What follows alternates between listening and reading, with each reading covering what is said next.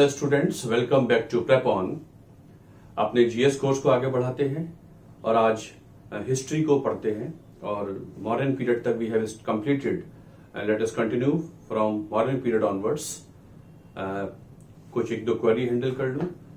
एक दो कुछ मैसेजेस ऐसे आए हैं जिसमें लिखा है कि ये कुछ कोर्स हमारे एई के लेवल से ज्यादा है, तो I should make it clear कि कोई भी basic course bits and pieces में नहीं पढ़ सकते, वरना आपको सब्जेक्ट की बेसिक ग्राउंडिंग नहीं हो पाएगी।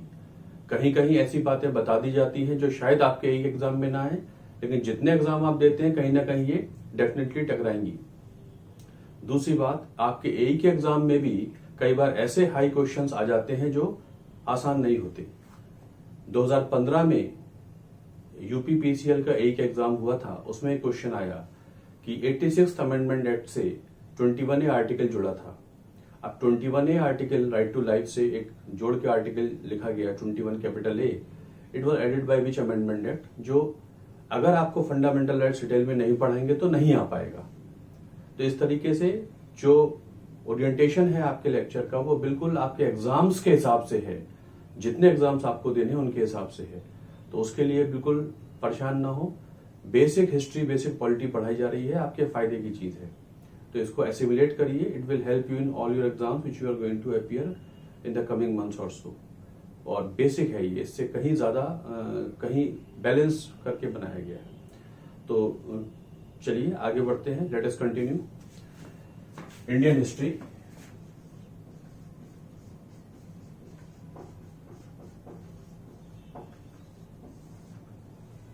तो so far we have discussed modern empire.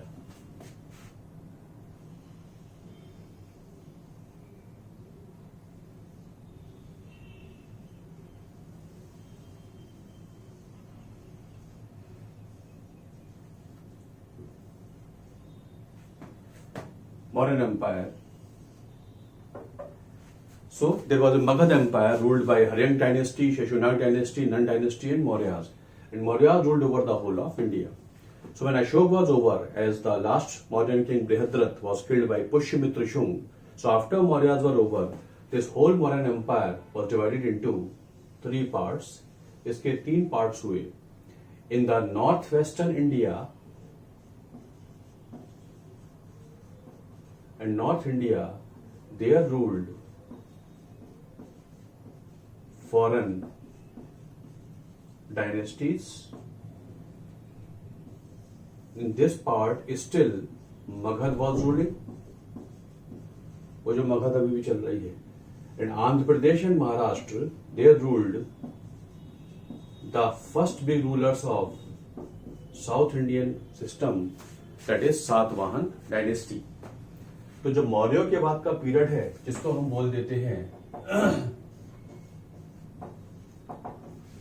Post Maurya period. So in the post Maurya period, the whole Mauryan empire was now parceled out in the hands of three local systems. In the northwestern part of India, and North India ruled certain dynasties who had origin outside India. तो इनको बोला जाता है history में foreign dynasties. Middle India में उज्जैन से लेकर बिहार तक कुछ मगध अभी भी चल रहा है, लेकिन छोटे मोटे हिस्से पे. कहाँ ये मगध यहां से यहां तक था, अब मगध काफी छोटा किंगडम है. और नर्मदा के नीचे का जो एरिया है, जिसे महाराष्ट्र आंध्र प्रदेश कह सकते हैं, यहाँ के शासक थे सातवाहन डायनेस्टी. तो जब हम इन तीनों की हिस्ट्री पढ़ते हैं तो हम पढ़ लेते हैं post Maurya period. Usually it is from 150 BC to 300, और यू कैन से 250 AD. लगभग मोटे मोटे तौर पे 400 साल का पीरियड कहलाता है पोस्ट मौर्य पीरियड. तो इसको खत्म करते हैं. तो वी आर स्टडिंग मगध, तो सबसे पहले मगध खत्म करते हैं. सो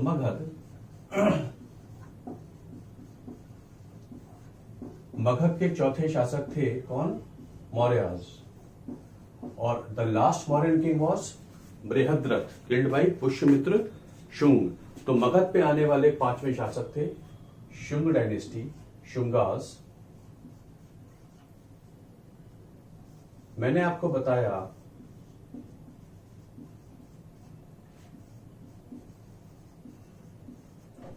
कि वैदिक एज में सैक्रिफाइसेस हुआ करते थे,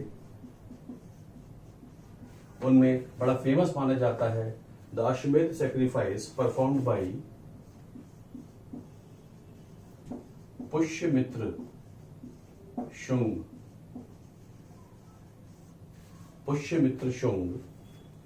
पुष्यमित्र शुंग परफॉर्म्ड अश्वमेध सैक्रिफाइस।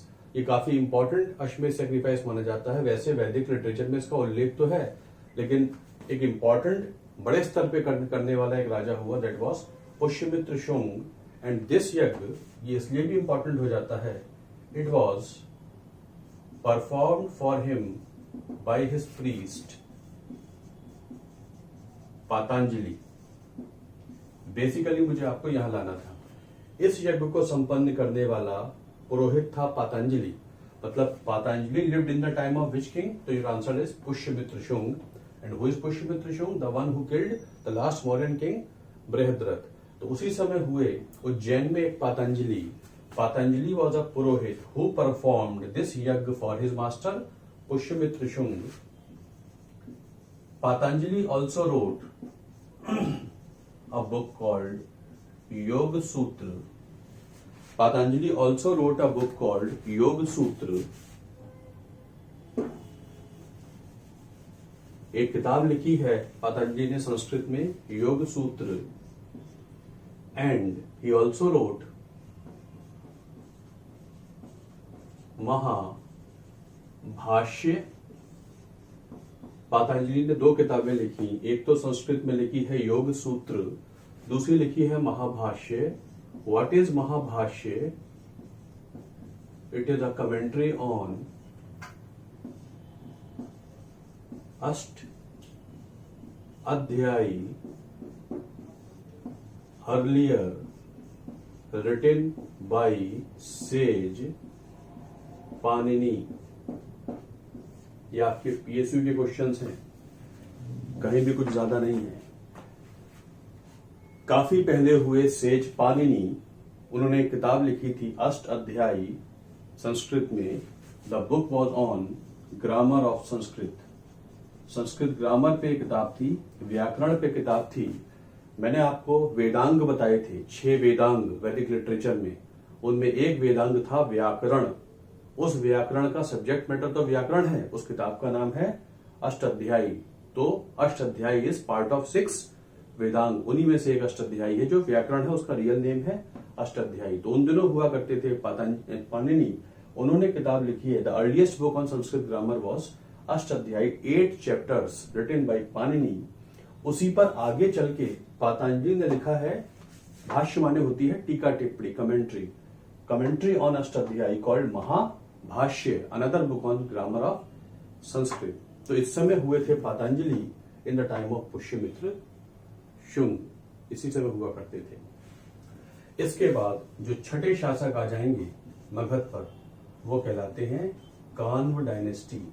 ये छोटे मोटे शासक हैं, बस इसलिए लिख लीजिए कि ये मगध के एक छोटे मोटे शासक हुआ करते थे। इस तरीके से लगभग 25 बीसी तक, 600 बीसी से मगध शुरू हुआ था, 25 बीसी पे लगभग खत्म हो जाएगा।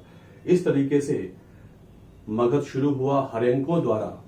हर्यंक डायनेस्टी बिंबिसार के फॉर्म में आई, उसमें फिर उन्होंने कौशल कैप्चर किया, वश कैप्चर किया, अवंती कैप्चर किया, फिर शशुनाग आ गए, उसके बाद नंदाज आ गए, उन्होंने नॉर्थ इंडिया के बड़े हिस्से पर रूल किया, फिर मौर्य आ गए and the Maurya ruled over the whole of India up to Karnataka.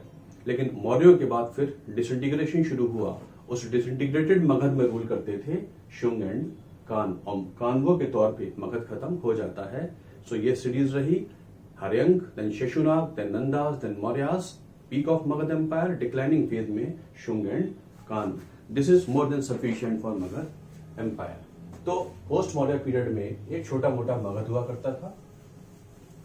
उधर जब मौर्य, अशोक का रूल तो नॉर्थ वेस्ट इंडिया तक हुआ करता था, कांधार तक हुआ करता था, लेकिन जब मौर्यन एम्पायर खत्म होने लगी है तो फिर वहां पर आ गए हैं फॉरेन डायनेस्टीज। ये रूल कर रहे हैं पोस्ट मौर्य पीरियड में। We are studying post Maurya period. Those who have joined late उनके लिए अशोक के बाद का जो पीरियड है उसे डिस्कस कर रहे हैं। तो north west India plus north India में इन दोनों रूल कर रहे हैं वो डायनेस्टीज जिनका ओरिजिन भारत के बाहर का है।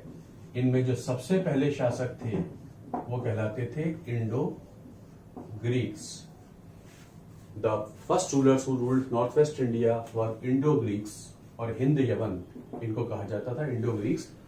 नॉर्थ वेस्ट इंडिया में इससे पहले हुआ करते थे, जब मौर्यों का रूल वीक होने लगा तो ये भारत की तरफ आ गए, तो इनको इंडो ग्रीक्स कह देते हैं या ग्रीक्स भी कह देते हैं। इनका सबसे इंपॉर्टेंट किंग हुआ मिनेंदर।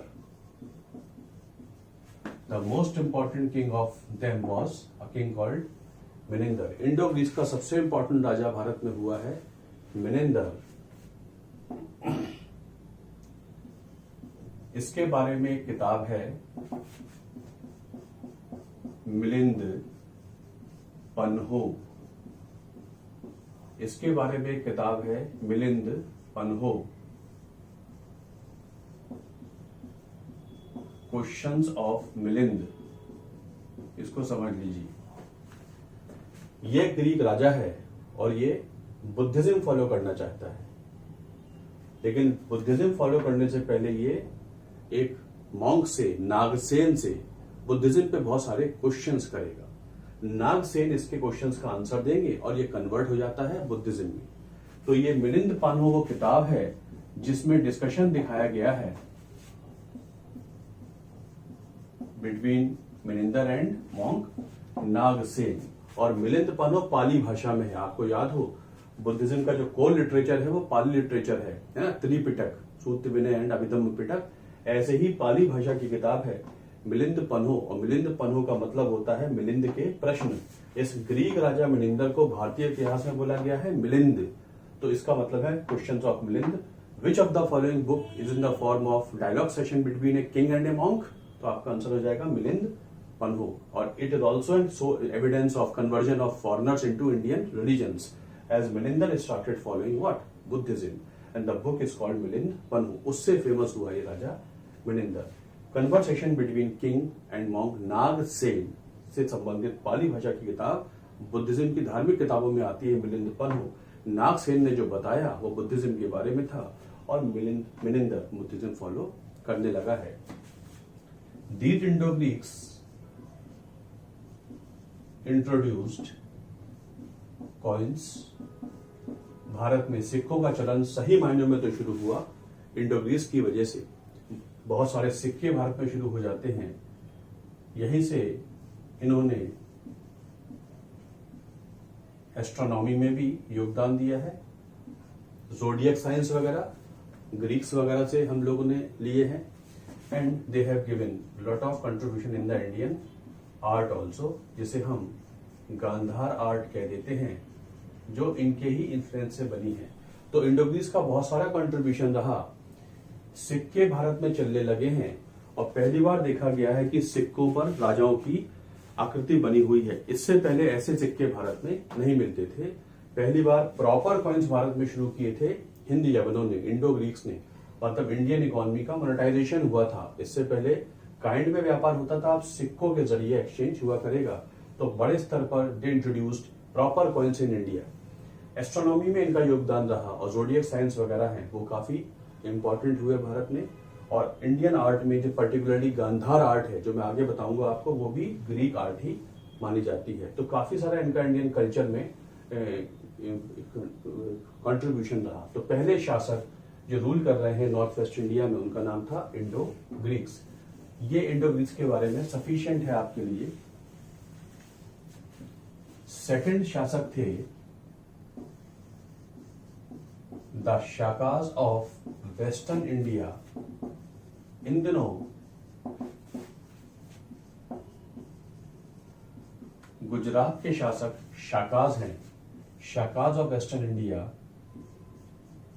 इनका जो सबसे इंपॉर्टेंट किंग हुआ है उसका नाम है रुद्र दमन। रुद्र दमन की इंपॉर्टेंस क्या है इंडियन हिस्ट्री में? ही इशूड जूनागढ़ इंस्क्रिप्शन अभिलेख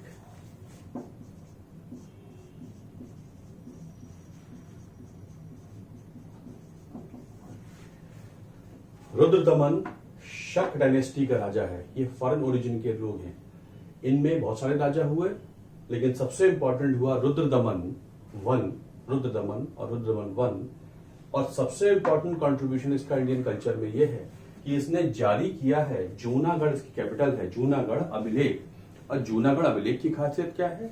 it was the first ever inscription in purest form of Sanskrit, मतलब संस्कृत का, शुद्ध संस्कृत का प्रथम अभिलेख जारी करने वाला कोई राजा इंडियन नहीं था। It was king of foreign dynasty Rudradaman. Indian name रखने लगे हैं।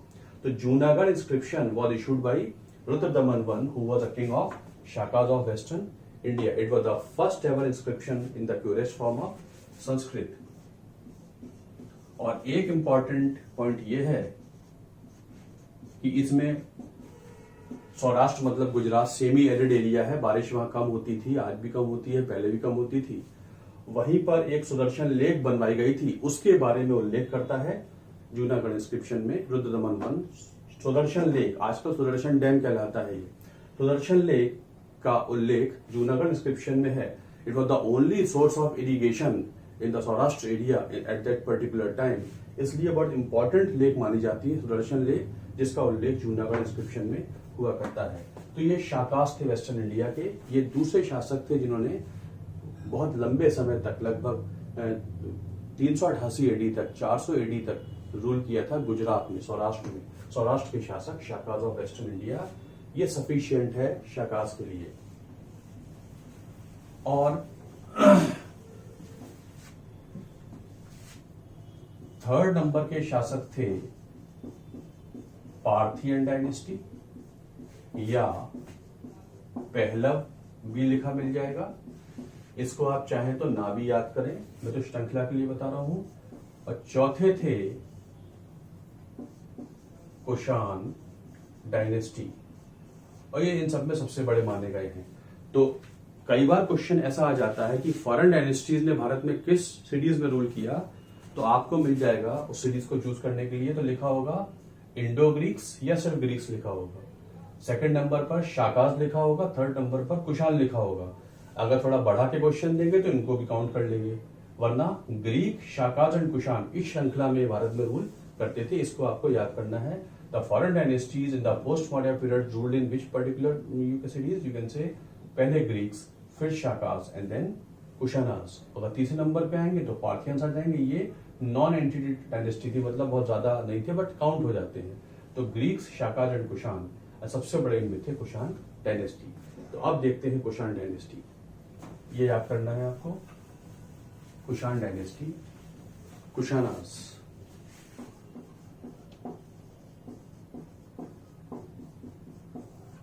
कुषाण डायनेस्टी में एक राजा हुआ विम कैटफिसिस। क्यों बता रहा हूं?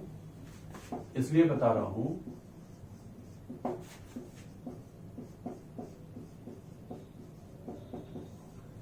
कि इसने किए हैं गोल्ड कॉइन्स जारी। वैसे तो इंडो ग्रीक्स ने बहुत सारे कॉइन्स जारी किए थे और गोल्ड कॉइन्स भी इंट्रोड्यूस किए थे, लेकिन इसने भी बहुत सारे गोल्ड कॉइन्स जारी किए हैं। और इसके गोल्ड कॉइन्स पर lord Shiva has been shown along with his bull, Nandi and trishul. ये भी आपके पीएसयू का क्वेश्चन है। On the coins of which of the following kings Lord Shiv has been shown with his bull Nandi and holding a hand त्रिशूल in his hand? Lord Shiva को दिखाया गया है, उनके हाथ में ट्राइडेंट है, त्रिशूल है, उनके साइड में बैठे हुए हैं उनके बुल नंदी। ये picturisation is on the coins of Wima Kadphises who was a Kushan dynasty king. Gold coins जारी किए हैं। Lord Shiv has been shown sitting along with a bull Nandi and holding a trishul in his hand. It is shown on the coins of not an Indian king, on the coins of a king of foreign dynasty called Vim Catphisis. मतलब they had become convert to Indian religions. और इसके बाद आता है the greatest king among all in the foreign dynasty called Kanishk प्रथम। Kanishka ruled around 1778 AD. इसका शुरुआत हुई है 78 एडी में। इसने अपना राज्याभिषेक करवाया है पुरुषपुर में। पुरुषपुर इसकी कैपिटल है, जिसे आज कहते हैं पाकिस्तान में Peshawar. So it was Kanishka one who started ruling in Purishpur, that is Peshawar, in 78 AD, and the 78 AD is considered as the beginning of a calendar called Shak Samvat. Shak Samvat. Which of the following is the official Indian calendar of the government of India? तो आपका answer हो जाएगा Shaka Samvat. Shaka Samvat is the official Indian calendar of the government of India.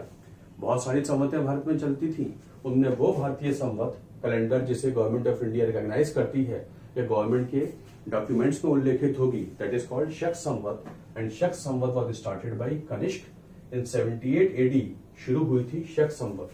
मतलब अगर शक्स year निकालना है तो 2020 में से 78 को माइनस कर देंगे तो शाका ईयर आ जाएगा, शक संवत। तो शक संवत was started by Kanishk, who ruled from Purishpur, now called Peshawar. शक संवत जैसे हुई ऐसे ही पहले हुआ करती थी।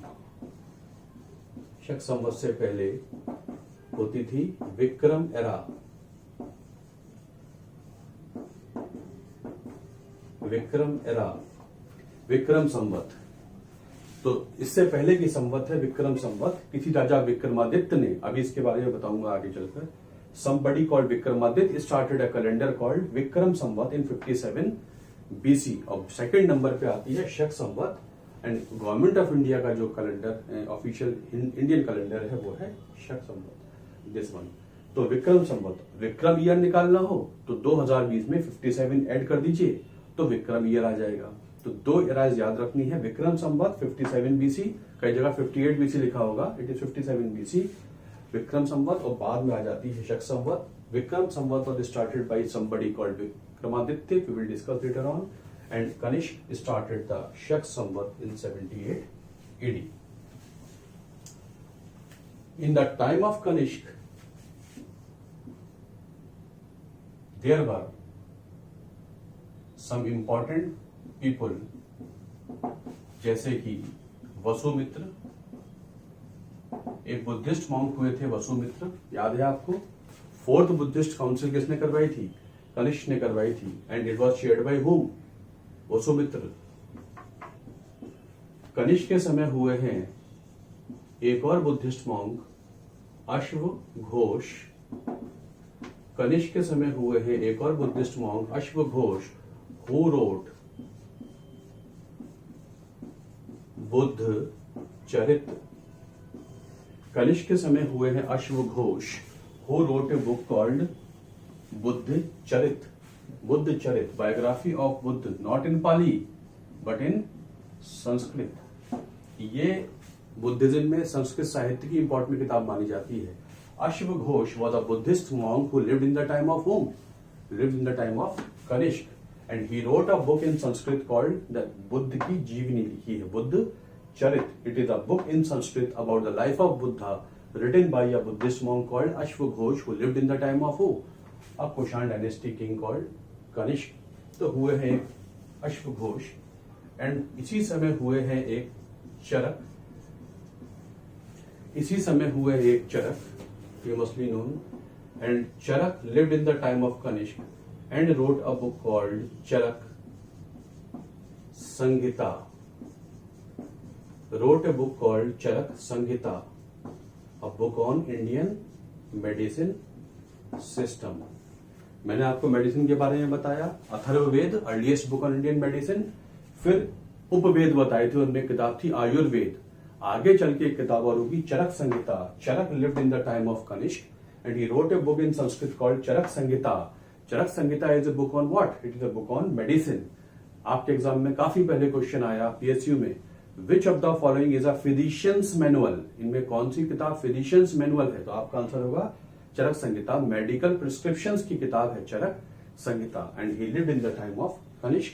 चरक संहिता यहीं पर आप ऐड कर लीजिए एक किताब है सुश्रुत संहिता, रिटन बाय सुश्रुत। इसका कनिष्ठ मतलब नहीं है, लेकिन आप इसे ऐड यही कर लीजिए। somebody Sushruत who lived after Kanishk and he wrote a book in Sanskrit called Sushrut Samhita. It is a book not on medicine, it is a book on surgery. शल्य चिकित्सा की किताब है सुश्रुत संहिता। आपके एग्जाम में क्वेश्चन आया, which of the following book talks about plastic surgery? ये आपके पीएसयू का क्वेश्चन है बहुत पहले का। तो the book which talks about plastic surgery is Sushrut Samhita. किस तरीके के इंस्ट्रूमेंट्स होते हैं, कैसे सर्जरी की जाती है, इस सुश्रुत संहिता। प्लास्टिक सर्जरी की किताब या सर्जरी की किताब इस सुश्रुत संहिता। ये दोनों किताबें याद रखनी है। Charak lived in the time of Kanishka, Sushrut lived after period of Kanishka, in the you can say Gupta period से कई उससे पहले की बात है। Sushruta wrote a book Sushruta Samhita in Sanskrit on surgery, और स्पेसिफिकली पूछा जाए तो प्लास्टिक सर्जरी के बारे में भी बताया गया है इस किताब में। सुश्रुत का कनिष्क से कोई संबंध नहीं है। और कनिष्क के समय एक कला शैली अपने चरम पे आती है। Style of Indian art called Gandhara art reach its pinnacle, reach its peak, अपने चरम पे आती है, अपने पीक को टच करती है।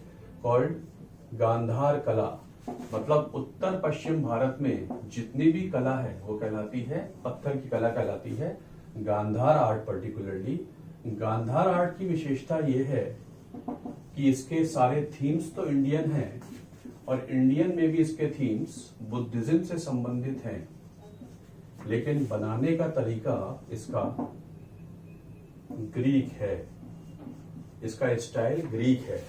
तो गांधार मतलब जो एक षोडश महाजनपद हुआ करता था, जो षोडश महाजनपद बताए थे, पाकिस्तान अफगानिस्तान का एरिया, गांधार कला, तो वहां जो एक कला विकसित हुई कनिष्क के समय अपने चरम पे आई, उसे कहते हैं गांधार आर्ट।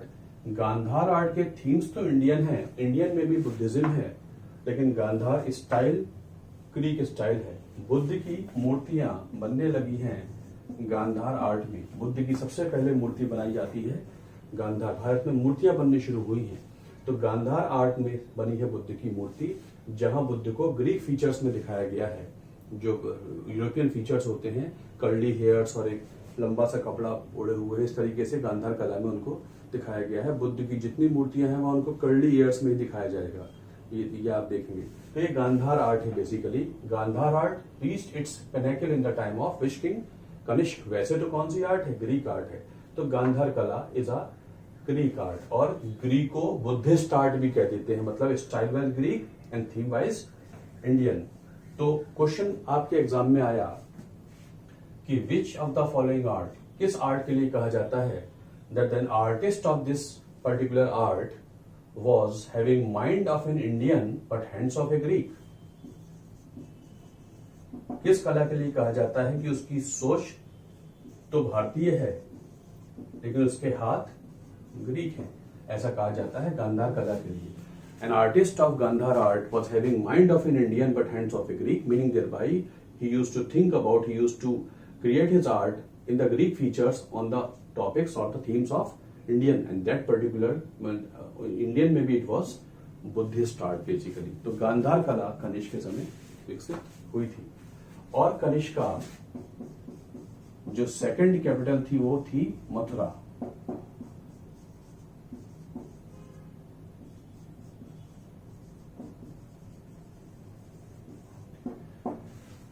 पहली कैपिटल पेशावर थी, दूसरी कैपिटल थी Mathura, and Mathura is also important centre of Buddhist art, stone art. Mathura में और आगरा में पत्थर का बहुत काम होता है।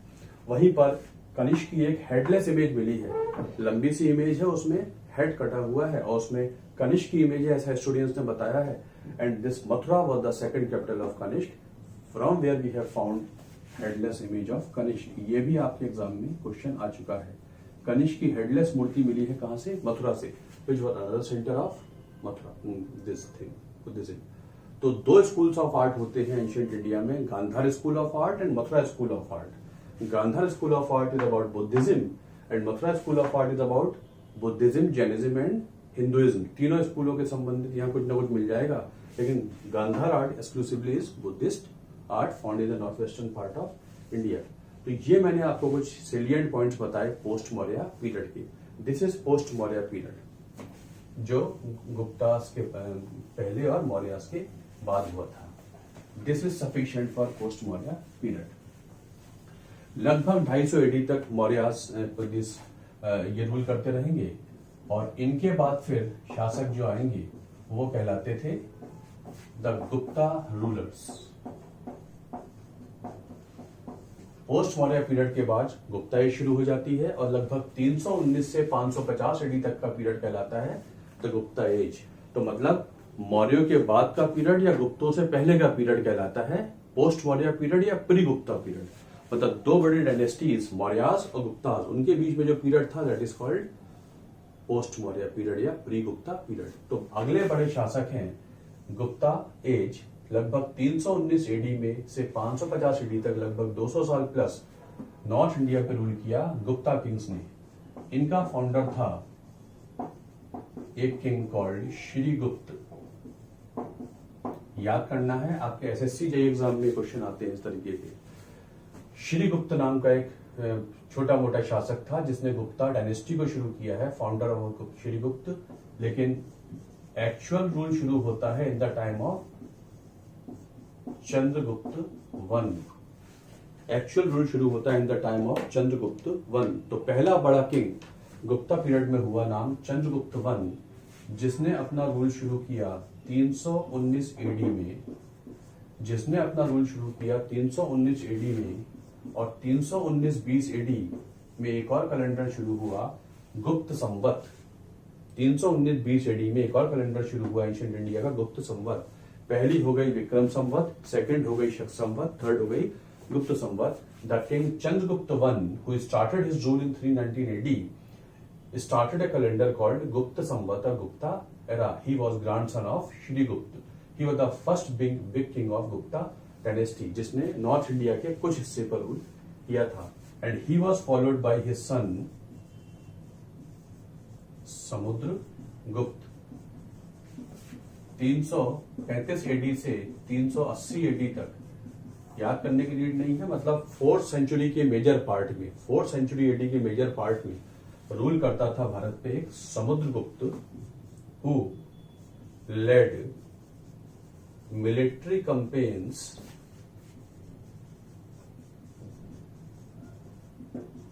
Over the whole of Indian subcontinent. Samudragupta led military campaigns over the whole of Indian subcontinent. पूरे भारत पे इसने मिलिट्री विजय हासिल की थी, चारों तरफ इसके रथ दौड़े थे, ऐसे बता देते हैं। क्योंकि इसने ऐसा किया था इसलिए इसको बोला गया है नेपोलियन ऑफ इंडिया। जैसे आगे चलकर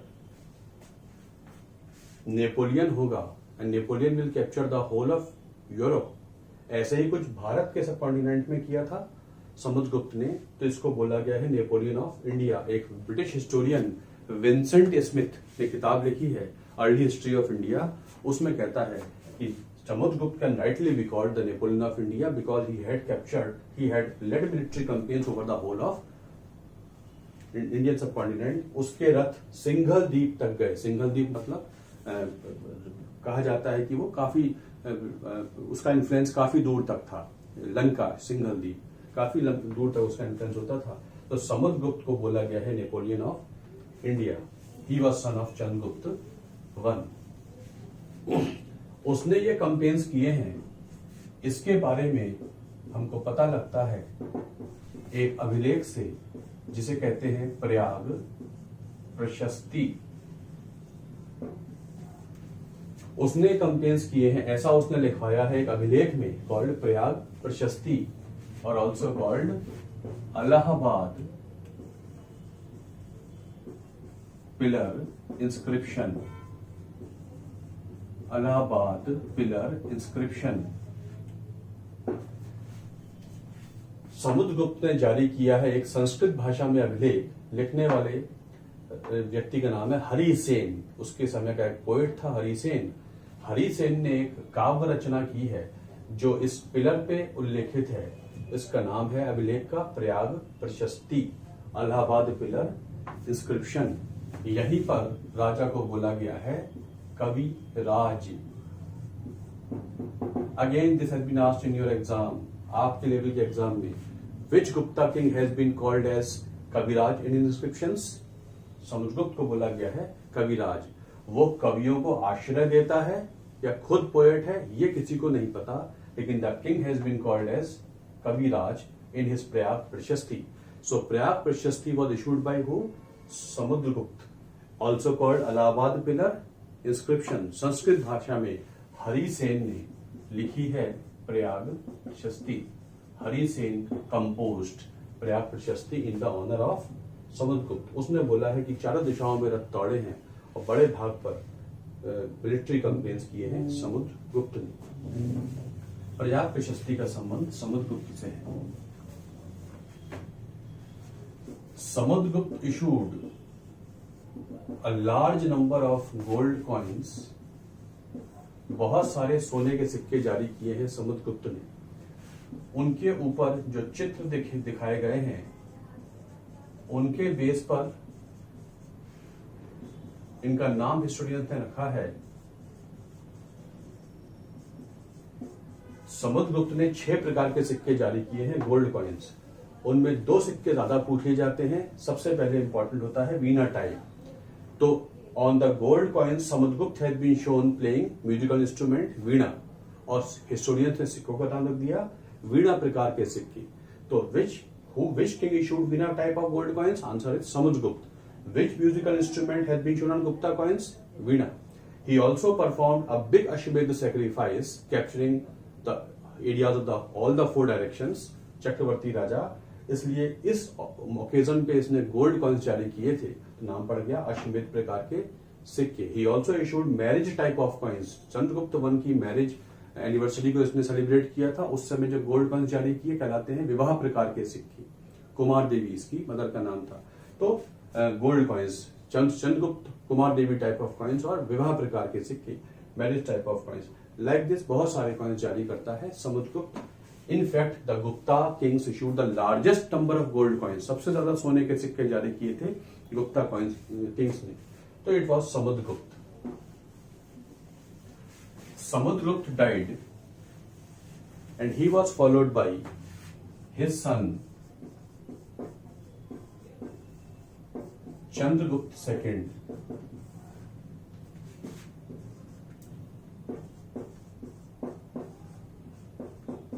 लगभग 413 एडी या 415 एडी तक रूल करता है। इसका बेटा चंद्रगुप्त द्वितीय। इसका रियल नाम था Devagupta, but as a king he was called Chandragupta second.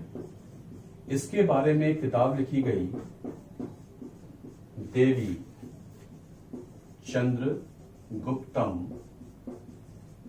इसके बारे में किताब लिखी गई देवी चंद्रगुप्तम बाई विशाख दत्त।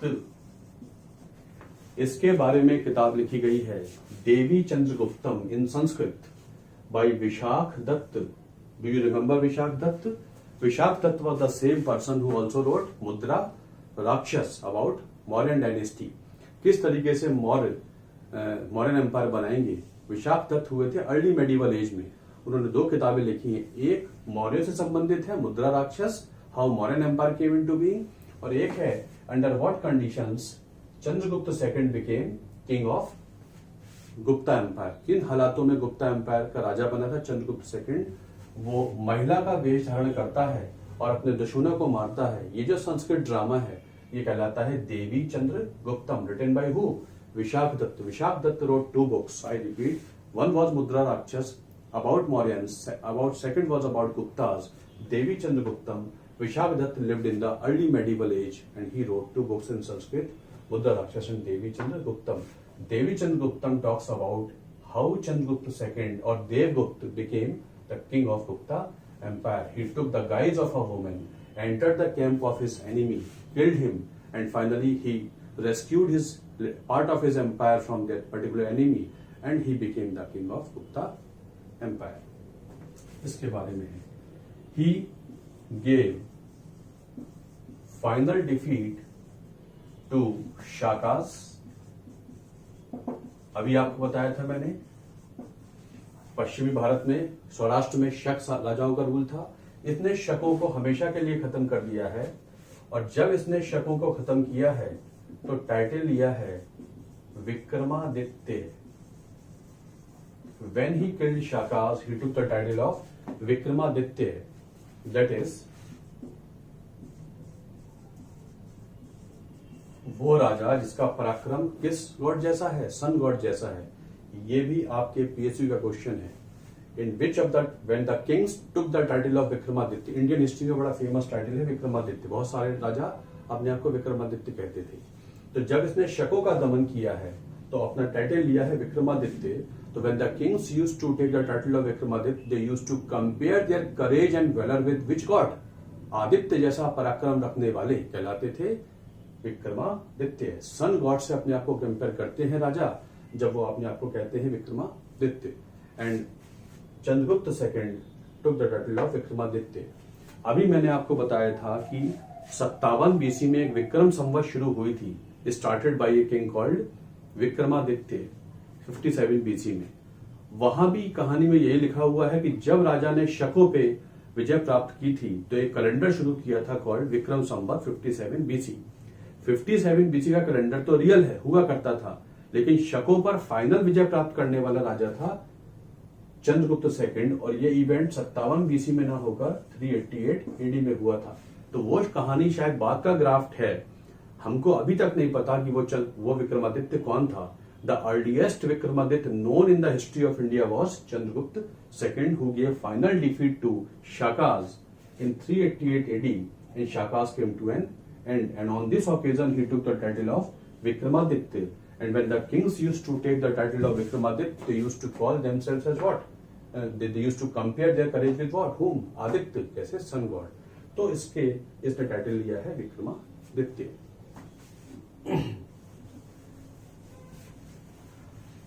चंद्रगुप्त सेकंड के समय उज्जैन एक बहुत बड़ा कल्चरल सेंटर हुआ करता था. इसकी सेकंड कैपिटल भी था प्रयाग के बाद उज्जैन, और यहीं पर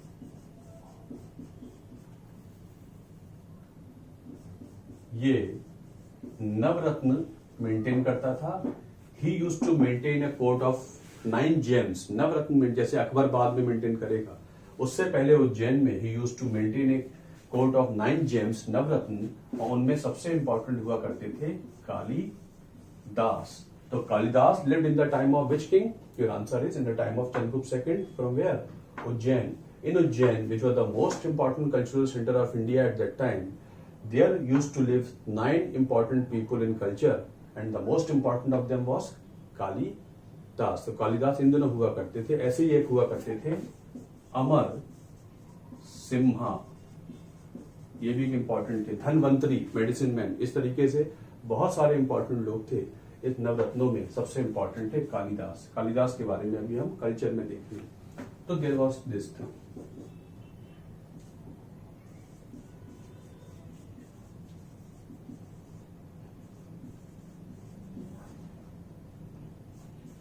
किसके समय भारत पहुंचा था? Buddhist monk. चाइना से आया है Buddhist monk Fahien. Chinese Buddhist monk Fahian traveled down to India in the time of Chandragupta II.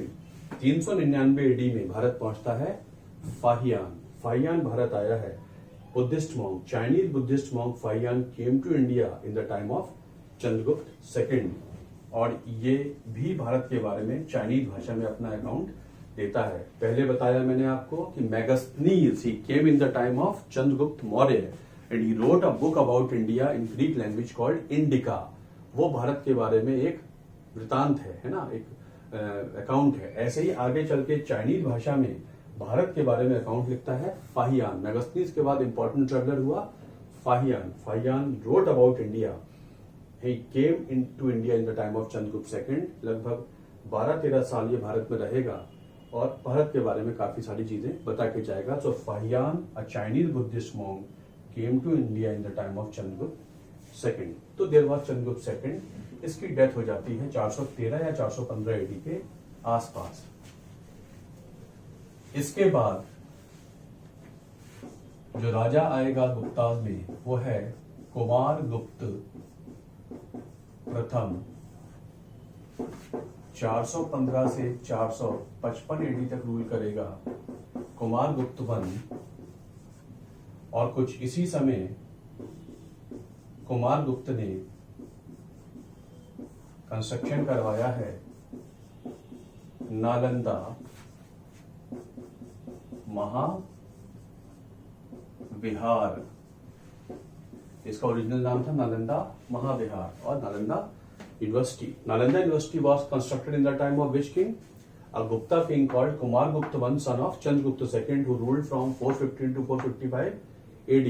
In his time there was constructed Nalanda Mahavihara. अगर आपको याद हो, विहार का मतलब जहां बुद्धिस्ट मॉन्क रहते थे। And the greatest vihara in the world, India नहीं, in the world was Nalanda Mahavihara, which became a university subsequently. So Nalanda University was came into being in the time of Kumargupta I. इससे पहले Takshashila university हुआ करती थी, है ना, काफी पहले तक्षशिला यूनिवर्सिटी चाणक्य के समय। और आगे चल के मैंने आपको बताया था एक विक्रमशिला यूनिवर्सिटी भी है जो पाल डायनेस्टी के राजा वगैरह बनवाएंगे, विक्रमशिला यूनिवर्सिटी। वज्रयान बुद्धिज्म में मैंने आपको बताया था 3 important centres of learning were. One was Takshashila सबसे पहले, सेकंड नंबर पर नालंदा एंड थर्ड नंबर पर विक्रमशिला। तक्षशिला किसने बनवाई नहीं पता, चाणक्य के समय हुआ करती थी। Nalanda was by Kumaragupta one and Vikramshila was by Dharmapala, the king who patronised Vajrayana form of Buddhism. तो there was Nalanda university in the time of Kumaragupta. और कुमारगुप्त के बाद किंग हुआ है Skandagupta. The last important king of Gupta period was Skandagupta, who you can say saved India from Huna attacks। देखिए, एक central Asian tribe हुआ करती थी हूण जाति, बड़े क्रूअल किस्म के ये लोग हुआ करते थे। And they had devastated the whole of Roman empire. इन हूणों ने इन्हीं दिनों यूरोपियन एम्पायर, रोमन एम्पायर को ध्वस्त कर दिया है। और उनमें से जो ईस्टर्न डायरेक्शन में हूण आए वो कुछ गुप्ता पीरियड में भारत की तरफ आने लगे। लेकिन गुप्ता पीरियड में इन दिनों राजा है स्कंदगुप्त, और जब तक स्कंदगुप्त रहेगा हूण भारत में सक्सेसफुल नहीं हो पाएंगे। He kept them outside the borders of India. हूणों से भारत को बचाने में सबसे पहला नाम आता है स्कंदगुप्त का। हूण अभी भारत में सक्सेसफुल नहीं हो पाएंगे। स्कंदगुप्त लंबे समय तक रूल नहीं कर पाया तो इसकी डेथ जल्दी हो जाती है। इसकी डेथ के बाद फिर हूण भारत में एंटर कर जाएंगे और धीरे धीरे जैसे उन्होंने रोमन एम्पायर को, मतलब यूरोपियन एम्पायर को ध्वस्त कर दिया है, ऐसे ही गुप्ता एम्पायर को भी ध्वस्त कर देंगे। इसलिए आपके एग्जाम में क्वेश्चन आया, अगेन पीएसयू में क्वेश्चन आया, which of the following was the most important cause of decline of, कई सारे कारण थे, which of the following was the most important cause of decline of Gupta empire. आपका आंसर होगा फ्रीक्वेंट अटैक्स ऑफ हूण। हूणों के बार बार आक्रमण होने लगे थे और धीरे धीरे खत्म होती गई थी Gupta empire. So is which king saved India from the attacks of Huna? It was last important Gupta king Skandagupta. हूणों का आक्रमण होता रहता है, इस तरीके से धीरे धीरे गुप्ता एम्पायर कम होती जाएगी। और लास्ट किंग कोई विष्णुगुप्त हुआ करता था, नॉन एंटिटी, बस लिख लीजिए। लगभग 550 एडी में एक आखिरी गुप्ता किंग हुआ करता था कॉल्ड विष्णुगुप्त, और 550 एडी तक आते आते गुप्ता एम्पायर खत्म हो जाती है। वैसे तो स्कंदगुप्त के बाद के बड़े राजा ज्यादा हुए नहीं थे, एम्पायर के तौर पे यहीं पे खत्म होने लगती है। लेकिन series of kings were there and the last Gupta king was somebody called Vishnugupta in 550 AD. ये सिस्टम खत्म हो जाता है। This is some important points about the Gupta period. ये गुप्ता पीरियड के बारे में कुछ इंपॉर्टेंट पॉइंट्स हैं। नाउ गुप्ता पीरियड से ज्यादा क्वेश्चंस आते हैं कल्चर को लेके। Gupta period is called golden age. आपसे क्वेश्चन पूछा गया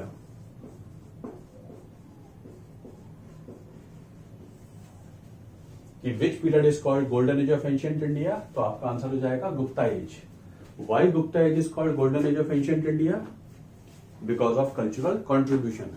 कल्चर के क्षेत्र में बड़े बड़े इंपॉर्टेंट योगदान हुए थे, hence this period is called golden age of ancient India. इसलिए नहीं कि Gupta kings issued the largest number of gold coins, ये भी सत्य है, the Gupta kings issued the largest number of gold coins, ये सही है, लेकिन गुप्ता पीरियड को गोल्डन एज कहने की वजह गोल्ड कॉइन्स जारी करना नहीं है, because there were large scale contribution in the field of culture, hence Gupta age is called the golden age of ancient India. तो कंट्रीब्यूशन क्या थे वो देखिए। लिटरेचर में इन दिनों हुए कालिदास, संस्कृत साहित्य का ये स्वर्णिम काल कहलाता है, it is the golden age of Sanskrit literature. Kalidasa wrote various books,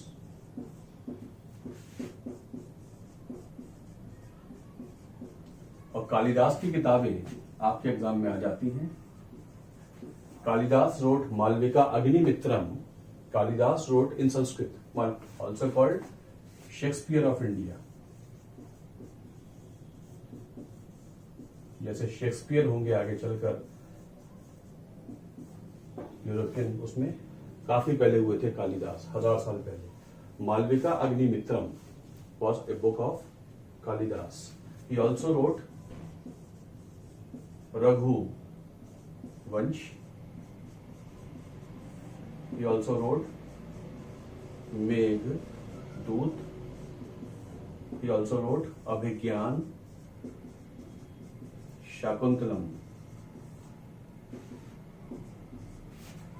story of Dushyant and Shakuntala.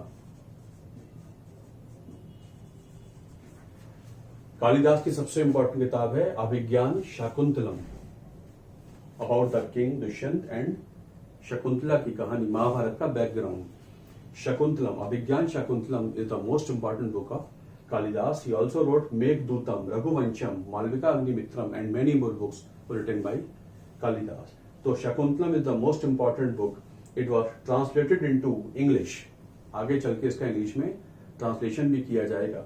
Dushyant और शकुंतला की कहानी है कालिदास की सबसे important book Abhijnana Shakuntalam. He lived in the time of Gupta period, particularly Chandragupta second के समय उज्जैन में हुए थे कालिदास। इनकी ये कुछ इंपॉर्टेंट किताबें हैं। सो देयर वाज कालिदास, अब मालविका अग्निमित्रम, रघुवंशम, विक्रम और वर्षीय, अभिज्ञान शाकुंतलम एंड मेनी मोर। ऐसे ही होंगे एक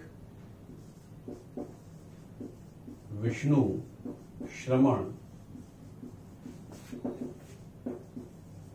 ही रोट पंचतंत्र,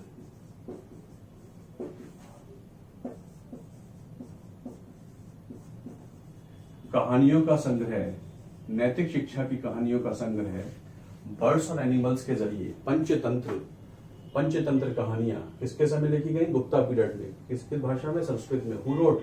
विष्णु शर्मा और Vishnu Shraman wrote down certain stories as were written earlier also in the form of Jataka. याद है आपको, जातक कथाएं। सूत्र पिटक का एक छोटा सा पार्ट था जातक कथाएं, वो पहले ऐसा साहित्य था। वैसा ही कुछ साहित्य बाद में लिखा गया पंचतंत्र कथाओं के तौर पर, फेबल्स, स्टोरीज और नैतिक शिक्षा की कहानियां पशु पक्षी के माध्यम से गुप्ता पीरियड में लिखते हैं। विष्णु शर्मा, विष्णु श्रमण, पंचतंत्र की कहानियां इसमें लिखी गई हैं। इसी समय हुए एक ऑथर शूद्रक। ये सब मैं आपको हाइलाइटेड पॉइंट्स बता रहा हूं जो एग्जाम में कहीं ना कहीं टकरा जाते हैं, और आप ही एग्जाम में। Shudraka wrote Mrichchhakatika, Shudraka wrote Mrichchhakatika, English में लिख देते हैं लिटिल क्ले कार्ट, मिट्टी के खिलौने जैसी गाड़ी, little clay cart. Shudraka lived in the Gupta period and he wrote a book called Mrichchhakatika. Gupta culture के बारे में किताब है Mrichchhakatika, written by Shudraka who lived in the Gupta period। तो कालिदास, विष्णु श्रमण, शूद्रक, ये सब किताबें गुप्ता पीरियड में बड़ी इंपॉर्टेंट किताबें इंडियन लिटरेचर में मानी जाती हैं ये, वर्ल्ड लिटरेचर में भी इनकी वैल्यू आंकी जाती है। मृच्छकटिक की बहुत इंपॉर्टेंस है, जैसे कि अभिज्ञान शाकुंतलम की इंपॉर्टेंस है, ये भी कई भाषाओं में ट्रांसलेट हुई है। Mrichchhakatika of Shudraka, little clay cart, ये भी कल्चर से संबंधित किताब है। कुछ इसी समय धार्मिक साहित्य भी अपने पूर्ण रूप में आता है। Ramayana by sage Valmiki. Sage Valmiki कब हुए, हिस्टोरिकल ज्यादा हमको नहीं पता, लेकिन Ramayana as a book came into being finally in the time of Gupta period, and Ramayana has 7 chapters and one of the chapter is called kanda. Ramayana 7 कांडों में विभाजित है, 7 chapters में विभाजित है। Ramayana by sage Valmiki. Similarly Mahabharata as a book came into being in the time of, finally Gupta period में अपनी पूर्ण होती है। Authorship goes to sage Ved Vyas. मेरा पर्पज आपको एकेडमिकली बताना है, धार्मिक एंगल पे हम नहीं जा रहे हैं। Mahabharat as a book came to its final shape in the time of Gupta period. Mahabharat Ved Vyas. वैसे महाभारत का असली नाम जय संहिता है, स्टोरी ऑफ विक्ट्री। जब इसमें 1,00,000 श्लोक हो गए जो कि गुप्ता पीरियड में हुए, तो इसका नाम हो गया महाभारत। वेद व्यास की ऑथरशिप आती है महाभारत की। महाभारत में 18 चैप्टर्स हैं। चैप्टर को कहते हैं पर्व। 18 दिन लड़ाई चली थी, तो 18 चैप्टर्स हुआ करते हैं। चैप्टर को कहते हैं पर्व, पर्वन। और उसी में एक पर्व है भीष्म पर्व, ये भी नोट कर लीजिए, कभी काम आ जाएगा। इसी में एक पर्व है भीष्म पर्व, उसी में है holy book the Bhagavad Gita.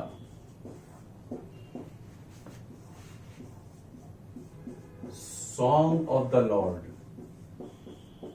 The Bhagavad Gita, song of the lord. What lord talked to Arjuna on the battlefield in Kurukshetra is the book called Bhagavad Gita, which is part of Mahabharata. Mahabharata में किस चैप्टर का पार्ट है? भीष्म पर्व का पार्ट है। द भागवत गीता मतलब होता है song of the lord. What lord told to Arjuna is the subject matter of book called the Bhagavad Gita, Song of the Lord, which is part of Mahabharat के भीष्म पर्व का पार्ट है। The Bhagavad Gita means Song of the Lord. Lord Krishna talked to Arjun, gave a motivational lecture to Arjun, a philosophical account to Arjun on the battlefield itself, called the Bhagavad Gita or the Song of the Lord. तो ये धार्मिक साहित्य भी अपने पूर्ण रूप में कुछ गुप्ता पीरियड में ही आ पाता है।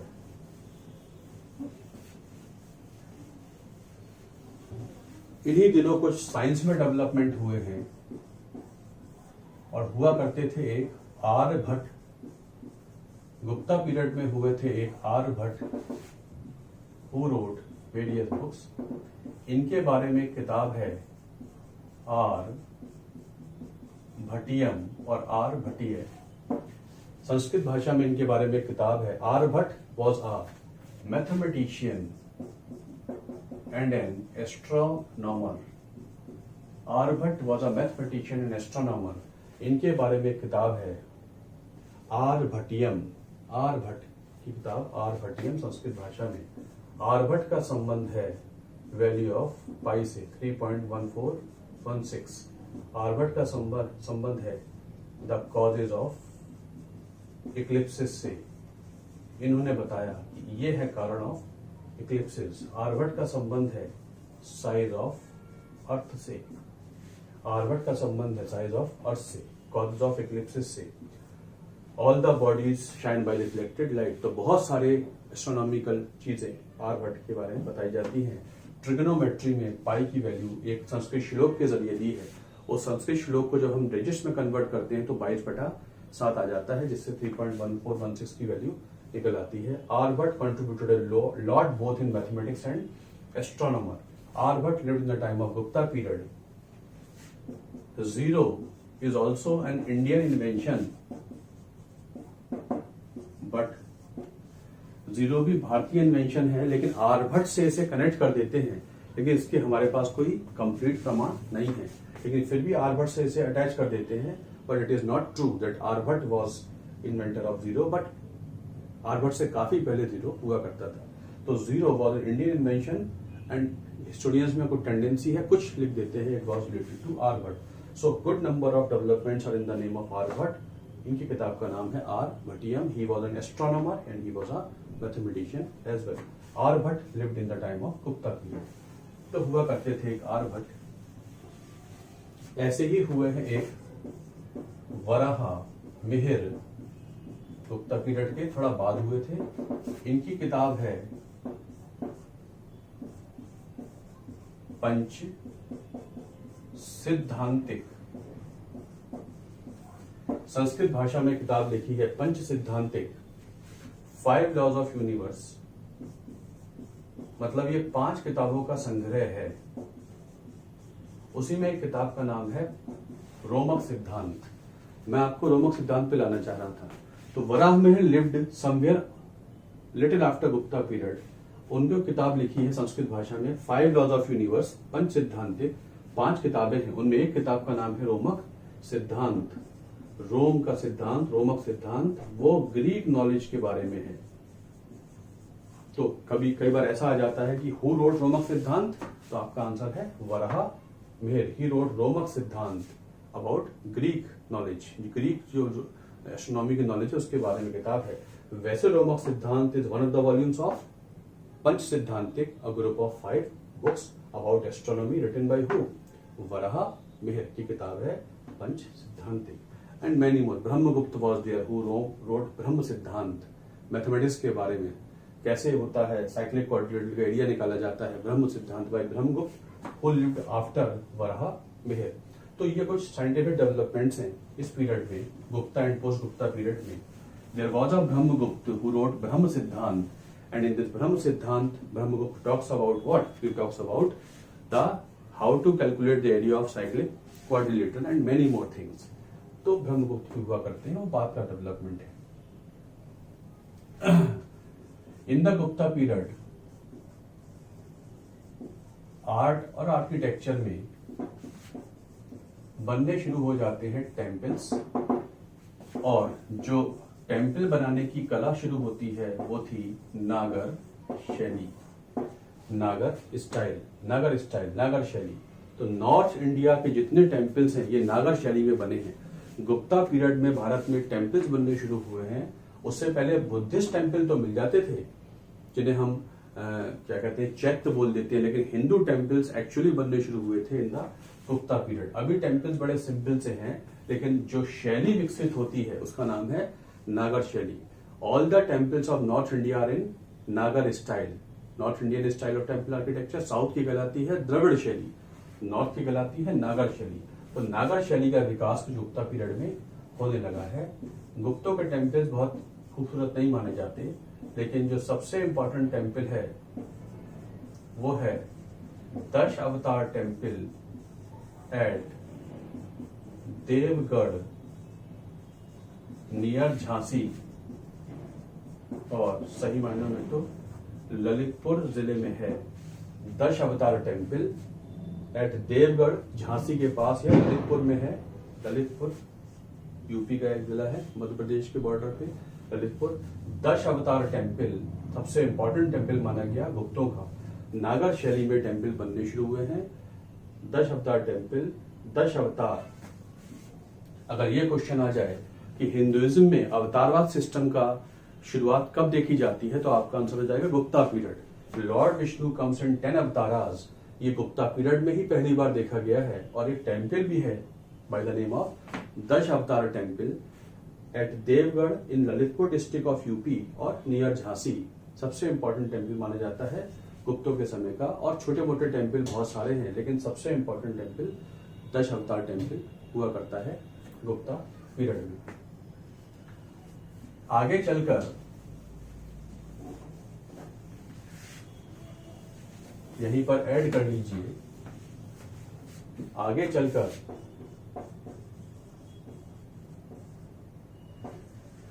नागर स्टाइल के 3 हिस्से हो जाएंगे, 3 सेंटर हो जाएंगे। One was Gujarat, one was central India, ये मैं आपको अर्ली मेडिवल एज के बारे में बता रहा हूँ। One was Orissa. ये नागर शैली ज्यादा अच्छी तरह विकसित होती है 750 एडी के बाद। शुरुआत भर तो गुप्ता पीरियड में हो जाती है। तो 3 सेंटर बन जाते हैं, Gujarat, central India and Orissa. Gujarat में दिलवाड़ा टेम्पल्स बने हैं। गुजरात के शासक हैं सोलंकी राजा, उनके समय बने हैं माउंट आबू में दिलवाड़ा टेम्पल्स। जैन टेम्पल्स हैं। दिलवाड़ा मंदिरों का समूह कहां पर है? माउंट आबू में। सोलंकी राजाओं के समय बने हैं। ये नागर शैली के टेम्पल्स हैं। डेवलपमेंट गुप्ता पीरियड से मैंने अटैच कर दिया है, लेकिन है ये अर्ली मेडिवल एज का। 750 से 1200 एडी। 700 से 1200 एडी को इंडिया में कहा जाता है एज ऑफ टेम्पल्स, मंदिरों का काल। जितने टेम्पल्स बने हैं, चाहे नॉर्थ हो या साउथ हो, most of them were constructed in the period of 700 से 1200 एडी। तो हम नॉर्थ नागर शैली की बात यहीं कर लेते हैं। तो 3 एरियाज बने हैं, Gujarat, central India and Orissa. इन्हीं दिनों लॉर्ड शिव का सोमनाथ टेम्पल सोलंकी राजाओं के समय बना है। लॉर्ड शिव का सोमनाथ टेम्पल ये नागर शैली का वेस्टर्न चैप्टर है। तो दिलवाड़ा टेम्पल्स किस धर्म के टेम्पल्स हैं? जैन टेम्पल्स हैं। कहां पर हैं? माउंट आबू में। जैनियों के टेम्पल्स है, कोई सोलंकी राजाओं के समय बनते हैं। सेंट्रल इंडिया में सबसे इंपॉर्टेंट है खजुराहो। चंडेल डायनेस्टी के राजाओं ने मंदिरों का समूह विकसित किया, Khajuraho. Khajuraho is another centre of temples in India in Madhya Pradesh. Khajuraho Chandela dynasty के शासक यहां हुआ करते थे। They constructed a large group of temples in central India called temples of Khajuraho. और सबसे इंपॉर्टेंट टेम्पल इनका होता है कंदरिया महादेव। कंदरिया महादेव टेम्पल, ये एग्जाम में आ जाता है। कंदरिया महादेव टेम्पल कहां पर है? ये खजुराहो में है। लक्ष्मण टेम्पल ये कहां पर है? खजुराहो में है। लक्ष्मण टेम्पल खजुराहो में है। कंदरिया महादेव टेम्पल खजुराहो में है। ये सब खजुराहो के टेम्पल्स हैं। यहाँ पर एक जैन टेम्पल भी है, पार्श्वनाथ टेम्पल। यहाँ पर एक जैन टेम्पल भी है, पार्श्वनाथ टेम्पल। तो खजुराहो चंडेल डायनेस्टी के राजाओं ने टेम्पल्स बनवाए हैं। ऐसे ही यहाँ पर पुरी में लॉर्ड जगन्नाथ टेम्पल हुआ करता है। यहाँ के गंगा डायनेस्टी के राजाओं ने, गंग शासक, यहाँ के शासक है गंगा शासक, दे कंस्ट्रक्टेड पुरी में lord Jagannath temple in Puri. And Bhubaneswar is another centre of temples. Bhubaneswar में भी बहुत सारे टेम्पल्स बने हुए हैं। Lingaraj temple, Lingaraj temple, lord Shiv temple, ये तो लॉर्ड विष्णु का टेम्पल है, lord Jagannath. Bhubaneswar is another centre of temple. Lingaraj temple is another temple of Orissa in the Nagara shaili. और एक और इम्पोर्टेंट टेम्पल होता है कोणार्क में, sun temple of Konark. Sun temple of Konark in the form of a chariot. सूर्य का रथ चैरियट के फॉर्म में है। सन टेम्पल एक रथ के फॉर्म में है। Sun temple at Konark. इसको ब्लैक पगोडा भी कह देते हैं। पत्थर ब्लैकिश सा है तो इसको ब्लैक पगोडा भी कह देते हैं। कोणार्क, कोण माने एंगल, आर्क माने रे ऑफ सन। तो कोण का आर्क, रे ऑफ सन का एक एंगल बनता है, रथ के पहियों पे पड़ता है, एक रथ के फॉर्म में है ये। Konark temple, sun temple at Konark. Narasimha Varman कोई राजा था यहाँ का, उसने बनवाया था कोणार्क टेम्पल। चैरियट के फॉर्म में है, ये ब्लैक पगोडा भी कहा जाता है। तो ये नागर शैली के कुछ इंपॉर्टेंट टेम्पल्स हैं जो 700 से 1200 के पीरियड में लोकल डायनेस्टीज बनवाएंगी। तो कुछ ये टेम्पल्स मैंने यही अटैच कर दिए, यही बता दिया। ये सर्टेन टेम्पल्स हैं। कुछ इन्हीं दिनों गुप्ता पीरियड के आसपास अजंता आर्ट भी विकसित होती है। ये 29 केव्स में बनी हुई है जो औरंगाबाद डिस्ट्रिक्ट में लोकेटेड है।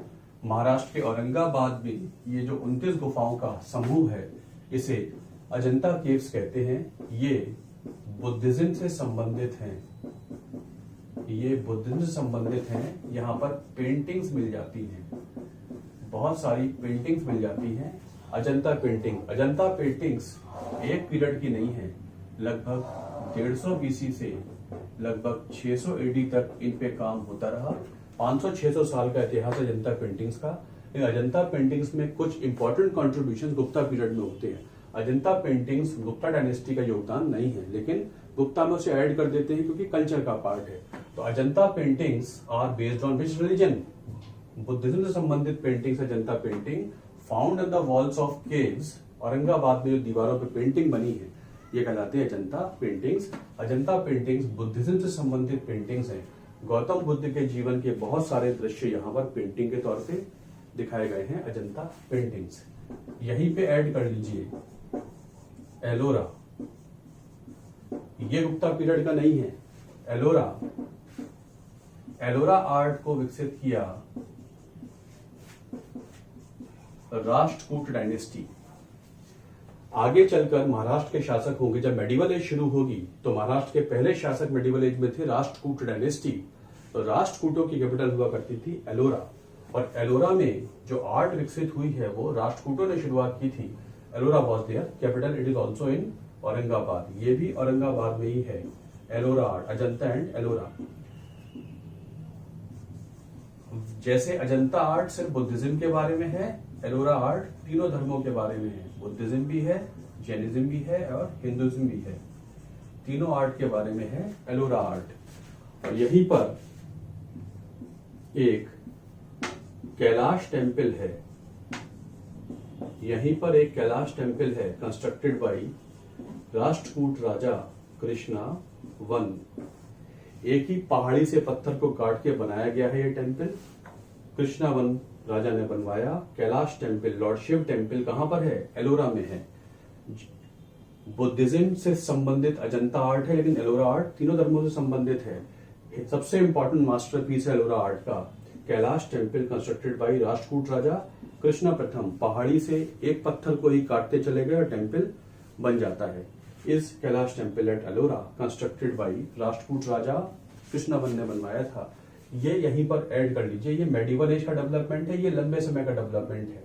Ajanta art is more of paintings and the Ellora art is more of sculpture. यहाँ पेंटिंग कम है, पत्थर पे काम ज्यादा है, या पत्थर पे काम कम है, पेंटिंग ज्यादा है। Ajanta and Ellora both are located in the Aurangabad district of Maharashtra. This is something about Gupta period and the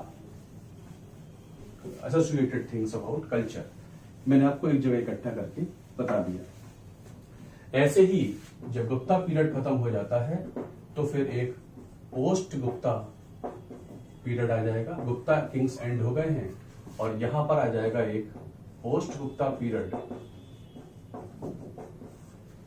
550 से 750 एडी, पोस्ट गुप्ता पीरियड। और पोस्ट गुप्ता पीरियड में जो सबसे इंपॉर्टेंट किंग होगा वो होगा Harshvardhan. So the last important king of the history of ancient India was, लंबा सा पीरियड है लेकिन मैंने आपको बताया हुणों का अटैक हुआ है और सब कुछ डिक्लाइन होने लगा है। इसी स्थिति में एक राजा होगा जिसका नाम था हर्षवर्धन, जो 606 एडी से 647 एडी पर रूल करेगा। इसकी कैपिटल थी कन्नौज, जहां पर 606 एडी में इसने रूल करना शुरू किया और एक कैलेंडर शुरू कर दिया हर्ष संवत। इन्हीं दिनों शुरू हो जाता है calendar called Harsha Samvat. Harshvardhan ruled in the post Gupta period, गुप्तोत्तर काल में रूल करता है और ये हर्ष संवत शुरू करता है 606 एडी में। इसकी डायनेस्टी का नाम था पुष्यभूति ऑफ थानेश्वर। थानेश्वर मतलब करनाल कुरुक्षेत्र, हरियाणा का राजा था लेकिन कैपिटल शिफ्ट करता है कन्नौज में। फिर कन्नौज से रूल करेगा और एक चौथा कैलेंडर शुरू हो जाएगा हर्ष संवत। पहला विक्रम संवत, शक संवत, गुप्त संवत एंड हर्षवर्धन की शक संवत, सॉरी हर्ष संवत। पुष्यभूति एक लोकल डायनेस्टी है थानेश्वर हरियाणा की। Finally out of political necessity he shifted his capital to Kannauj, a city near Kanpur on the banks of river Ganga and also GT road के पे है कन्नौज। कुछ सबसे इंपॉर्टेंट डेवलपमेंट इस पीरियड का है कि यहां आया है Bharat Chinese Buddhist monk Hyun सांग। 629 एडी में भारत पहुंचा है ह्यून सांग। ये भी भारत के बारे में अकाउंट लिखता है। ह्यून सांग से हमको मिलता है भारत के बारे में एक और account. Hiuen Tsang came in the time of which king? Harshvardhan. Harshvardhan के समय भारत पहुंचा है एक Hiuen Tsang, and Hiuen Tsang also wrote about India. Bharat के बारे में ये भी एक किताब लिखता है। He was another Chinese Buddhist monk who stayed in India for a long time. Bharat में यह रहता है और भारत के बारे में काफी कुछ लिखता है। ह्यून सांग के संपर्क में आकर हर्षवर्धन फॉलोवर बन जाता है बुद्धिज्म का। Harshavardhana became follower of Buddhism. ये महायान बुद्धिज्म का फॉलोवर बन जाता है under the influence of Hiuen Tsang. और हर्षवर्धन ने ऑर्गेनाइज की हैं 2 assemblies, Prayag and Kannauj. Harshavardhana organise 2 assemblies, Prayag assembly and Kannauj assembly. Hiuen Tsang Harshavardhana के समय आया है और हर्षवर्धन उसके इन्फ्लुएंस में आके महायान बुद्धिज्म फॉलो करने लगता है। और हर्षवर्धन ने 2 और संगतियां ऑर्गेनाइज की हैं, एक प्रयाग असेंबली और एक कन्नौज असेंबली, जहां पर ह्यून सांग भी प्रेजेंट है और वो बुद्धिज्म के बारे में बात करता है। कहा जाता है प्रयाग में वो 6 साल में असेंबली करता था, इसलिए अर्ध कुंभ प्रयाग में हुआ करता है। तो Kannauj assembly and Prayag assemblies organise by which king? तो आपका आंसर होगा हर्षवर्धन। हर्षवर्धन ने ये 2 असेंबलीज और ऑर्गेनाइज की हैं। हर्षवर्धन की बायोग्राफी लिखी है हर्षचरित इन संस्कृत बाई बाण भट्ट। हर्षवर्धन की बायोग्राफी लिखी है संस्कृत में बाण भट्ट ने। Bana Bhatta lived in the time of Harshavardhana and he wrote this biography called Harshacharita. The most important book about Harshavardhana is this one, Harshacharita in Sanskrit, written by Bana Bhatta. बाण भट्ट ने लिखी है। हर्षवर्धन के कंट्रीब्यूशन कुछ ऐसे हैं। वैसे भी हालत भारत के खराब हो चुके हैं, हूणों के आक्रमण से तहस नहस हो गया है भारत। उधर रोमन एम्पायर भी तहस नहस कर दिए हूणों थे, और रोमन एम्पायर से हमारा व्यापार बहुत ज्यादा हुआ करता था। उधर व्यापार भी बंद हुआ रोमन एम्पायर से, तो यहाँ पर रिसोर्सेज कम हो गए और अब बड़े बड़े राजा भी नहीं हुए और राजाओं के पास संसाधन भी नहीं थे। ऐसी स्थिति में चलता था पोस्ट गुप्ता पीरियड। उसी में जो थोड़ा बहुत वैल्यू का एक राजा था जिसका नाम था हर्षवर्धन। जब तक हर्षवर्धन रहेगा नॉर्थ इंडिया पे थोड़ा बहुत तो रूल एक राजा करता रहेगा, लेकिन हर्षवर्धन की डेथ के बाद कुछ नहीं बचेगा और ग्रेजुअली 750 तक आते आते एंशिएंट इंडिया का जो पूरा सिस्टम था वो तहस नहस हो जाएगा। और 750 से शुरू हो जाता है मेडिवल इंडिया, जब ये छोटे छोटे शासक आ गए थे। तो राष्ट्रकूट डायनेस्टी, पाल डायनेस्टी, गुर्जर प्रतिहार डायनेस्टी, चंडेल डायनेस्टी, ये जो छोटे छोटे शासक हैं ये बड़े एम्पायर बनाने के लायक नहीं है। ऐसी स्थिति में एंशिएंट इंडिया खत्म हो जाता है। This is all about ancient India and Harshvardhan was the last important king of ancient India. तो this is all about ancient India. Thanks a lot for watching this video. इसको रिवाइज करिए अच्छी तरीके से और हम जल्दी शुरू करेंगे फिर next topic. Thanks a lot.